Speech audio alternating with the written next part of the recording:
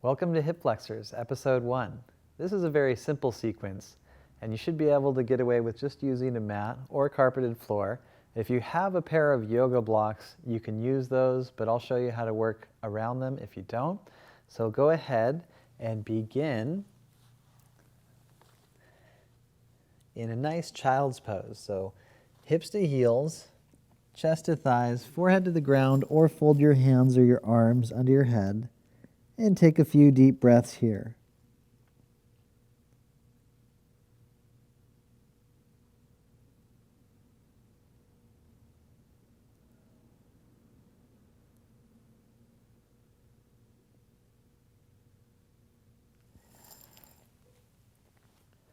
Next, we're going to lift up. Now, if you can't sit on your heels, just be a little bit more kneeling.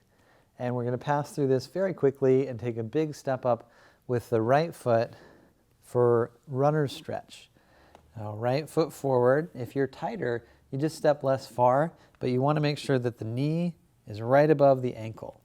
And you'll work on lifting the chest. You might be able to stabilize by having the back foot tucked under, but it's okay if it's pointed as well. And if you have yoga blocks, you can lift up and use them for more height. Otherwise, your fingertips should be just fine for gaining length in the spine. We're going to go ahead and take 2 more breaths here. Neutral neck, tall chest.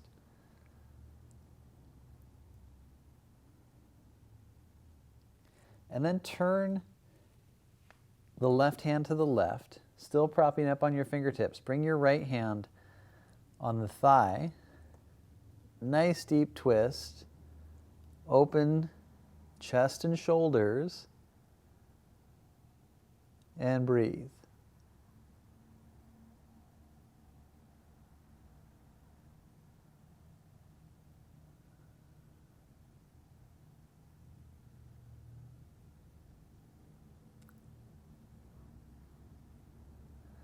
Very good. Come on back to the center position and glide back to a nice little child's pose. Taking a moment to reflect, breathe, and rest a little bit.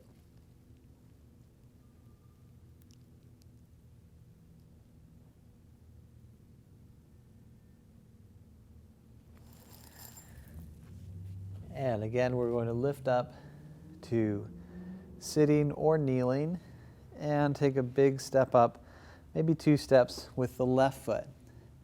It doesn't have to be really long. You just want to feel a stretch in the back leg and have the knee above the ankle. So if your hip flexors are really tight, shorter distance should give you a stretch. Eventually you need longer distance, but mainly knee above ankle. Very important cue for health of the knee. And then also, we're going to work on lifting the chest.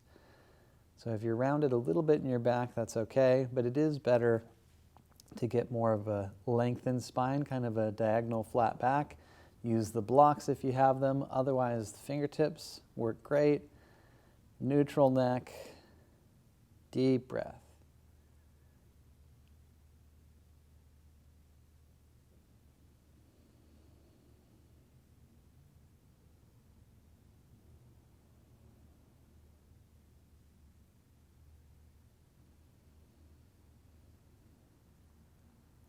And then go ahead and rotating the right hand to the right. Use your fingertips, at least your thumb, and take the left hand to the left knee and twist. Now you may kind of bunch up in the shoulders. That happens in a lot of poses. Most of the time though, we don't want to do that. We want the shoulders to be low and the chest to be broad as we twist and breathe. Looking up is good. But you can look neutral or down if your neck is sore. Deep, deep breath.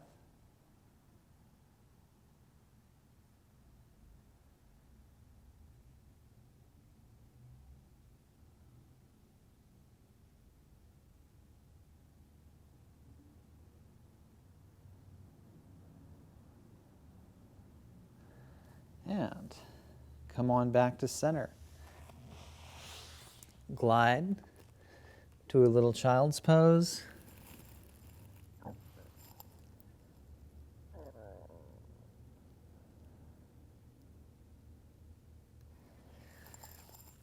And then come back to sitting, kneeling, or just hands and knees. And again, we're going to do another runner stretch. So take the hand to the heel or ankle, step forward with a little guidance so you can be in a long stride. Work on lifting the chest. And again, your stride can be short. If you're new to this, you just want to feel it long enough to feel these inner thigh muscles stretch. And from the runner's pose, we're going to do the raised runner. So go ahead and lengthen the back leg. Work on lifting the chest. Firm the back leg. And if your knee or your back hurts, it is okay to have the knee bent, but if you can lengthen the leg and feel good sensations in your low back and tailbone and your back knee, then that's good. And of course, we want the back heel centered as well. You can come up onto the fingertips if that helps. And then we're going to go ahead and put the knee down and glide back to an easy child's pose.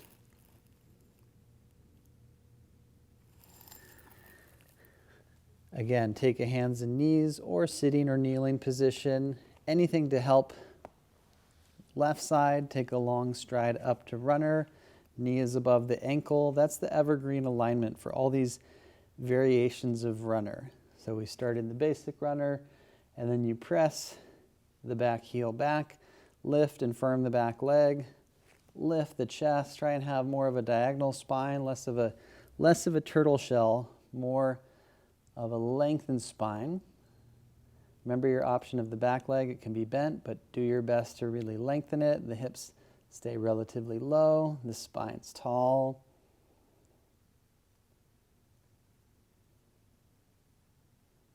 And we'll go ahead and release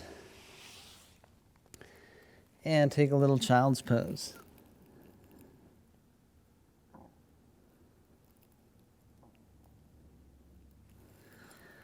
One more time. Take hands and knees position, help the right leg step up, raised runner, and we'll hold a second round. Again, work on the length of the spine, lift the chest, try not to lift the head too much, neutral neck, deep, deep breath.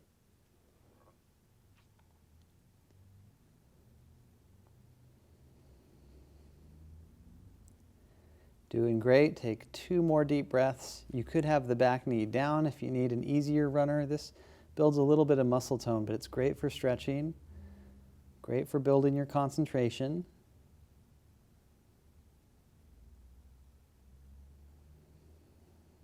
One more breath. Good. Take hands and knees and switch to the other leg. Left foot up. Take the length that works right for you. A long stride if you can, a shorter one if you need. Knee above ankle, as always, the evergreen alignment. Back leg lengthens. Second round, second side, raised runner's lunge. So we're building a little bit of muscle tone by lengthening the leg, but we're stretching the muscles more. Do your best to keep lifting the chest, neutral neck. Deep breath. When you breathe really deep, eventually holding a pose for 5 breaths takes kind of a while, and it's good because it takes a little while for the muscles, especially really tight muscles, to release.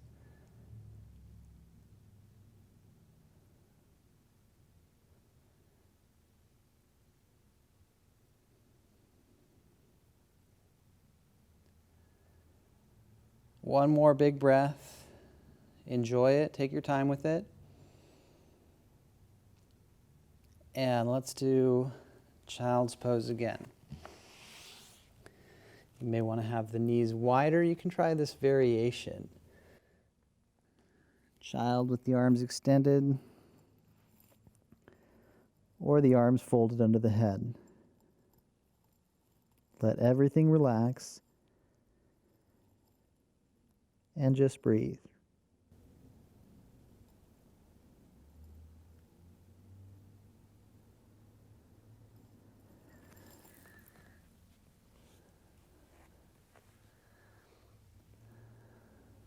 Lift up when you're ready, and we're going to conclude this episode sitting. So enjoy the rest of your day, or try another episode if you want more. Looking forward to the next time.